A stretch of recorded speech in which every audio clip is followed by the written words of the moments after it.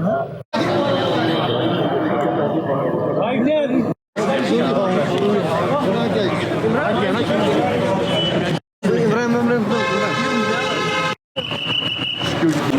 आया तुझे बुला रहा हूँ आ रहे हैं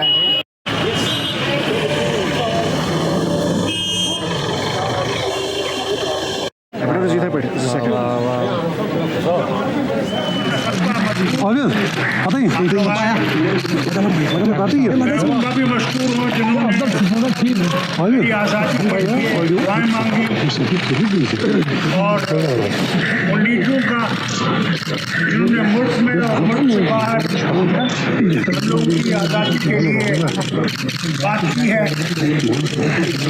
और मैं अल्लाह का शुक्र करता हूँ कि आज मैं आपके सामने एक आज़ाद आदमी बोल रहा हूँ।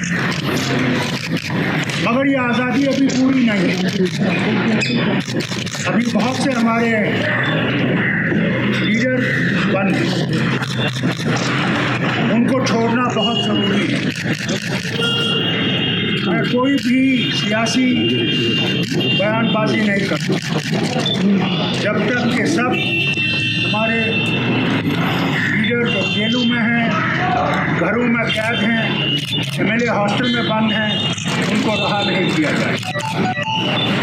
मैं आपका भी मीडिया का बहुत ही शुक्रगुजार हूँ कि आपने हर वक्त हमारी आवाज़ को उजागर किया, लोगों के सामने हमारे बारे में बात की, क्या क्या मुश्किलात हमें उठाने पड़ रहे हैं। उसके लिए मैं तहे दिल से आपका शुक्रिया अदा करता हूँ। अंग्रेजी मीडिया भी है, डॉक्टर साहब नीचे आके होता तो ज़्यादा बेटर रहता है। यहाँ से हम I'm also grateful to all the people of the state and all the leaders and people in the rest of the country who spoke for our freedom. I'm also grateful to everyone, every individual who prayed for us. But this freedom is not complete. Freedom will be complete when all leaders, Umar, Mahbooba ji, and all the others who are in either prisons in the state or outside the state, or are in MLA hostels, or in various buildings where they have been put under house arrest. I hope the government of India will take action soon to release everyone if they want that people of this state should have freedoms to live as free beings. I am grateful to you. I will answer no question, not speak on any political matter till everyone is released. It's only when they will be released that I'll be able to tell you on the political matters. And I'm grateful to you that you've been standing for many hours outside this gate. Thank God this gate is open. We tried for so many months to see this gate open. Today I don't have words to feel the way I feel today. I'm free. I'm free.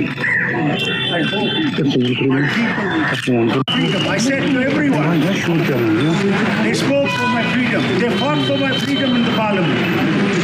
And today they have achieved that result. I'm a free man. I hope one of these days I'll be able to, when my doctor permits, I'll be able to go to Delhi and attend Parliament and speak for you, people of the state.